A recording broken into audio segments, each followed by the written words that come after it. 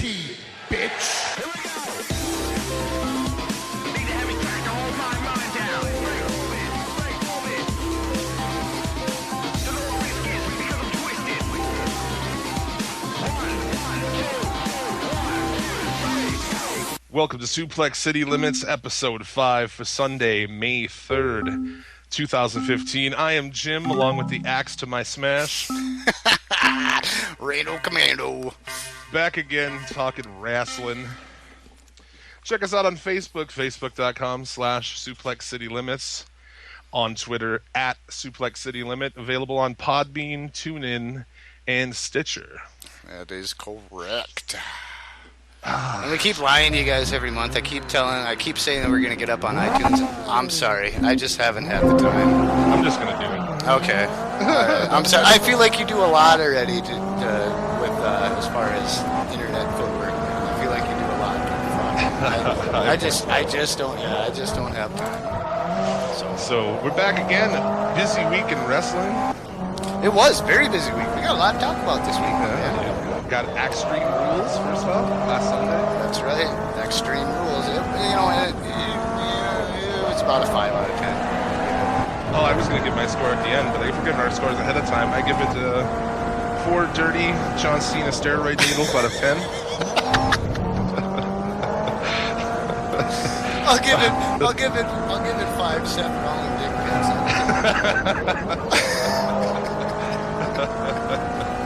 There you go. I'm going to give it 4 Daniel Bryan neck injuries out of 10. Too soon? Speaking of too soon, on Raw, this is kind of a big story. Do you hear Booker T's silly comment? Well, I'm sure I did because I did watch all the Raw, but... You haven't heard the controversy this week. Oh, what did he say? Okay, so during the match when Neville was wrestling, Okay. Bradshaw makes the comment of, we've never had a king of the ring, a high flyer king of the ring. And he's like, well, I guess Owen Hart was a high flyer, to which Booker T immediately responds, but he didn't defy gravity. I fucking died. Really? Oh my god. And he, quick, you can tell, he was like, they since edited that out of the Hulu version. Man. And I guess the Hart family's mad. It's like, he didn't mean it. Yeah, he didn't. Your T's a smart. He lets things slip his head the first time. Well, you always talk about him defying gravity. I know where he was going. If you hear that and think that he was intentionally making a joke. Making a joke about that, Yeah, it is, but still, you know me, I think you make a joke out of anything. When I heard it, I laughed so hard. That poor Booker, man. He's probably going to some shit for this, I mean, it's, I think everybody knows it was just everybody can see how it happens. I don't think it's Yeah, I mean, he's slipped before, back in the WCW days. Hulk Hogan, we'll come before you, nigga. Yeah, come before you, nigga. Yeah, fucking dropping the N-word. That was great, too, because you could just see it on his face. Right away, he's like, damn it. And then, whoever the other guy, I don't know about Stevie Ray. It's Stevie Ray. Just escaped. Yeah. He took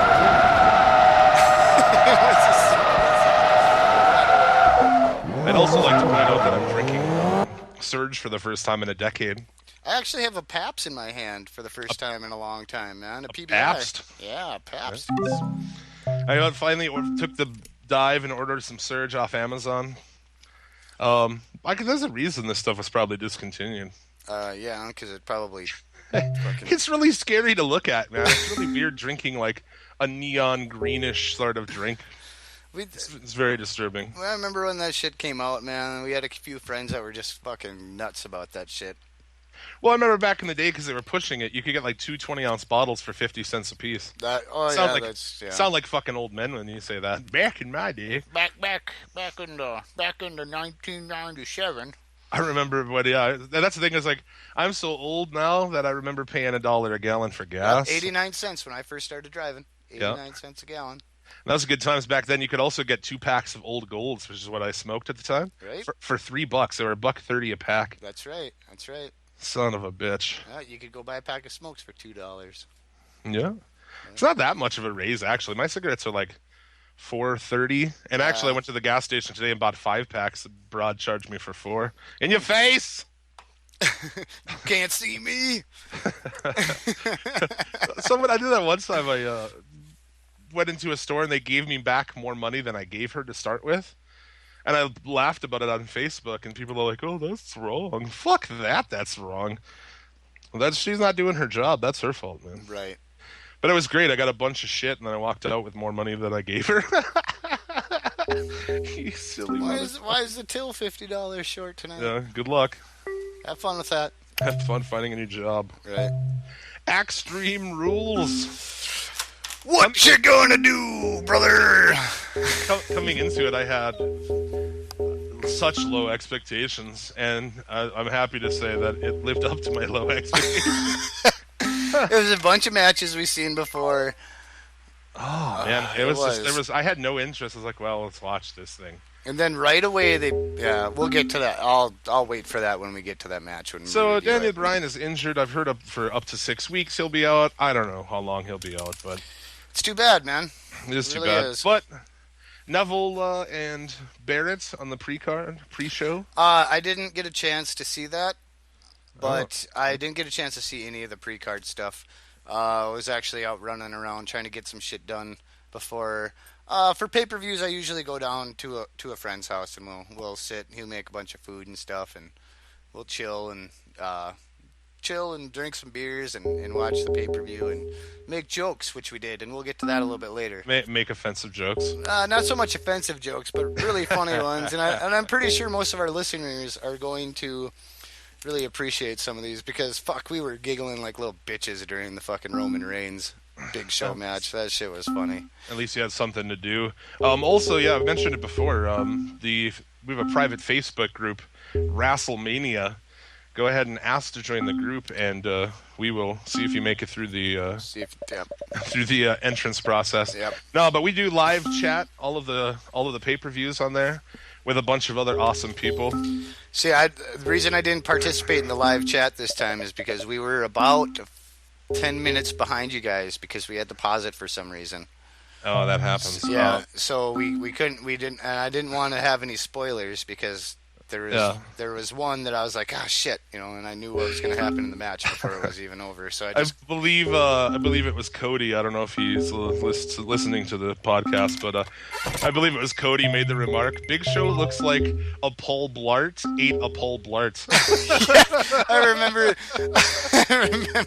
reading that post. There's lots of funny people on that group, and God, the live chats are great. Some of these, I remember WrestleMania was 750 comments. Yeah, I was pretty active in this. And it was just fucking the worse the pay-per-view is, the more comments there are because people are so bored. And the funnier, cracking shit. Yeah. And the funnier the thread is. Exactly.